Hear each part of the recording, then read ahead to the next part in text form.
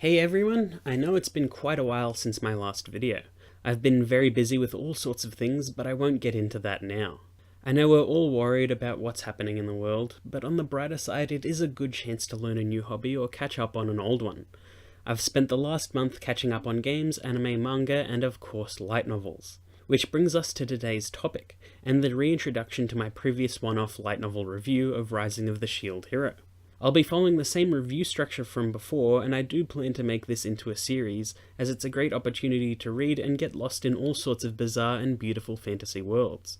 So to kick things off once again, I thought I'd review the first volume of KonoSuba, a light, wacky, and seriously good parody of the entire isekai genre. KonoSuba, God's Blessing on This Wonderful World, is yet another isekai. As I mentioned during my Shield Hero review, I don't care much for the general isekai genre. That is, until there's an initial twist or a unique hook. Like Shield Hero not being able to attack, the world of Grimgar where characters can just barely recall that this isn't their world, or KonoSuba where the main character is self-aware of the genre and tries his best to live the ultimate isekai lifestyle. KonoSuba follows the story of Kazuma Sato, your classic shut-in otaku protagonist, complete with dark hair, tracksuit, and a pervy attitude. He regularly skips school and spends as much time as possible locked up in his room. But one day on his way back from the game store due to a series of unforeseen incidents, Kazuma dies and finds himself in the afterlife, face to face with a real-life goddess.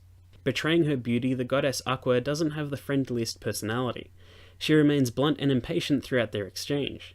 She explains that Kazuma can get a second chance at life on Earth, or in another world with magic and monsters.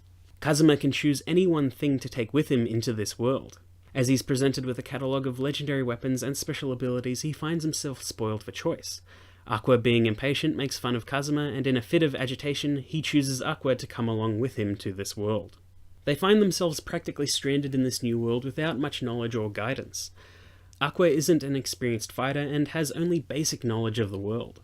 As such, they start out their journey together in the starter town of Axel. Kazuma discovers he doesn't particularly excel in anything other than luck, while Aqua is basically a prodigy if you ignore her below-average intelligence and abysmal luck. Thus, Kazuma is stuck in the beginner but highly versatile adventurer class, which is pretty much the freelancer job from early Final Fantasies. Aqua becomes an archpriest, which is like a super advanced white mage or sage. After a number of blunders, Kazuma soon attracts the attention of two more advanced and highly specialized party members, the Archwizard Megumin and the Crusader Darkness. While both are powerful in their own right, they are also horribly flawed. Megumin can control the ultimate attack spell Explosion, but she's put all her skill points into that spell, and as a result her mana and health can't keep up with the cost. So after using a single explosion, she is left immobile for a time, and can only let off the ability once per day. Their Crusader has spent all her points on defense and physical ability, however her accuracy is terrible to the point that she can't even hit anything.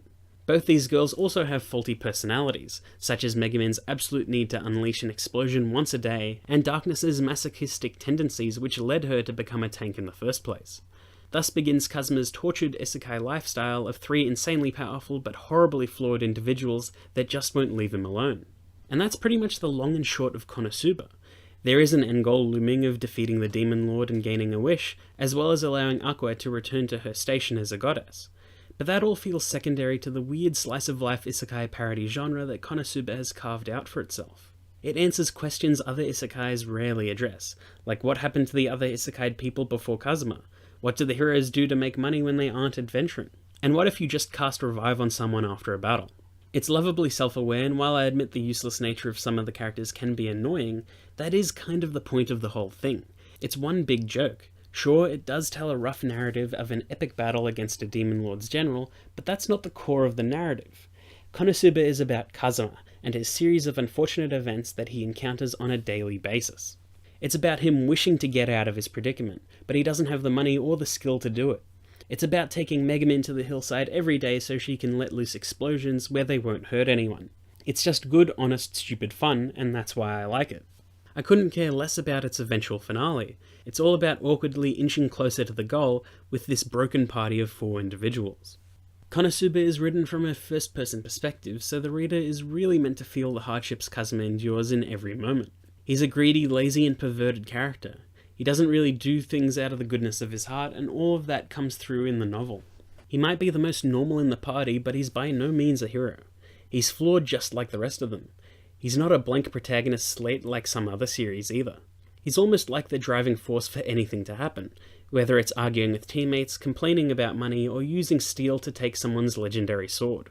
Kazuma is the focal point of the narrative, and he always keeps it lively. Because of this, it's a very easy read. The chapters aren't too long, and the scene breaks are fairly frequent. It's both very engaging because of the tone and general punchiness of the narrative, but it also allows for you to pick it up and read it for only a few minutes and put it back down while feeling like you made progress. It's sort of the novel equivalent to handheld gaming, which in a way describes how I feel about the entire light novel genre, which for the most part are fairly easy to read and to put down without losing your place. Illustrations are used quite well to punctuate each major scene too. At first they are mostly used to introduce major characters, which is good as it helps to have a mental image of what they should all look like. However, if you're like me and you saw the anime before reading the novels, then you not only have an idea about how they should look, but you also have an idea of how they sound, which adds just a little bit more to the novel. The actual scene illustrations are good and help paint the picture a bit more like Kazuma and Aqua's first real quest or their adventure to purify a lake.